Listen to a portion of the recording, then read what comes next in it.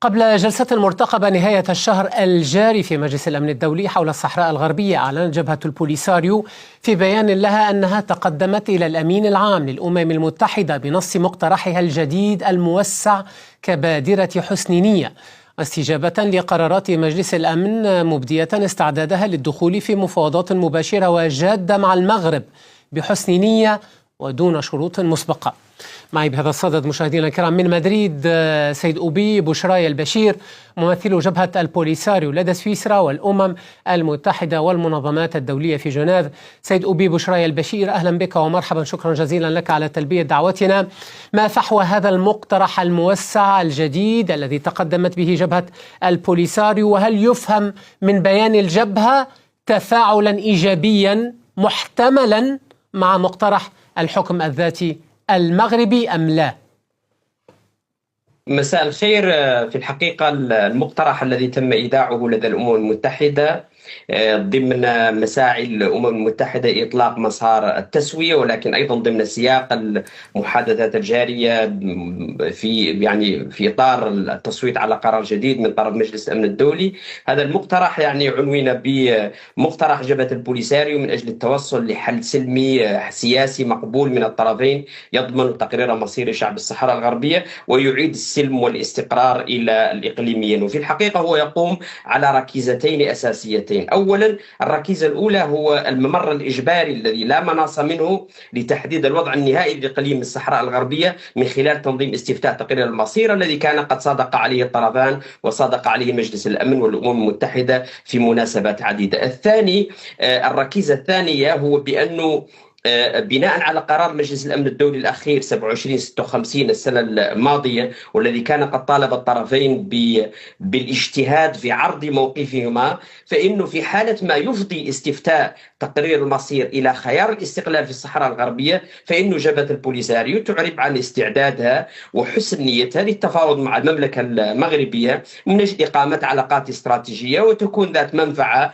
متبادلة بين البلدين في مختلف المجالات السياسية والاقتصادية والأمنية. وفي الحقيقة هو مساهمة إيجابية قيمة من أجل حلحلة الأوضاع الحالية، ومع الالتزام دائما بالسياق والمسار الحقيقي لنزاع الصحراء الغربية على اعتباره نزاع تصفية استعمار، حيث بأنه الحق في تقرير المصير وممارسة الحق في تقرير المصير هي الكلمة السر وهي التوجه والأصلي في هذا المسار. وفي الحقيقة يعد تجاوبا إيجابيا مع مساعي المجتمع الدولي بادرة حسن النية، ولكنه لا يشكل بأي شكل من الأشكال تجاوبا مع ما يسمى بمقترح الحكم الذاتي الذي تقدم به المغرب، والذي بالنسبة لنا ولد ميتا ويتعارض بشكل مباشر مع القانون الدولي ومع قرارات الأمم المتحدة ومع الوضع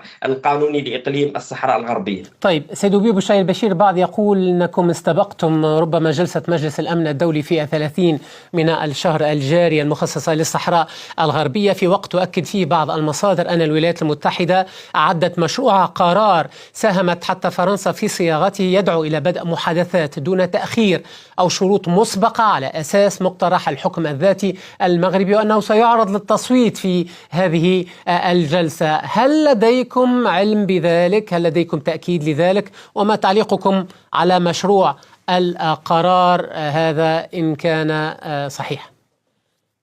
ثمة أخبار تروج عن مسودة لائحة تقدمت بها الولايات المتحدة الأمريكية. ما زال الوقت مبكرا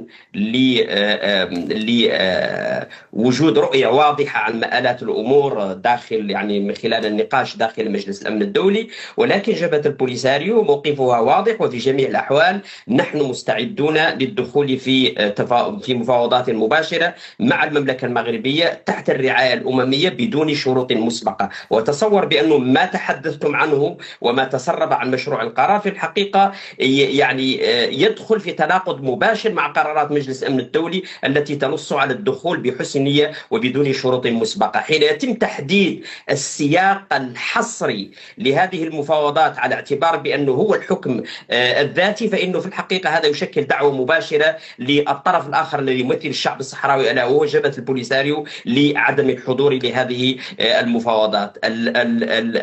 مقترح الحكم الذاتي في الحقيقة يقوم بتحديد الوضع النهائي للإقليم في الصحراء الغربية، أي ما يتعلق بالسيادة على هذا الإقليم بشكل مسبق لأي عملية تفاوضية، وبشكل مسبق لتعبير الشعب الصحراوي عن رأيه فيما يتعلق بالمستقبل السياسي لإقليم الصحراء الغربية. وبالتالي فهو يعني مرفوض جملة وتفصيلا بالنسبة لجبهة البوليساريو. ولكن بالمقابل البوليساريو تقدمت يعني حزمة الإجراءات للمملكة المغربية بأنه في حالة ما يفضي الاستفتاء فإنه في الحقيقة يعني عرض يعني كريم جدا من طرف جبهة البوليساريو، والذي يصل حتى يعني تنازل من طرف يعني عرض من طرف الجبهة ل يعني تقاسم فاتورة السلام وتقاسم فاتورة السلام في جملة واحدة.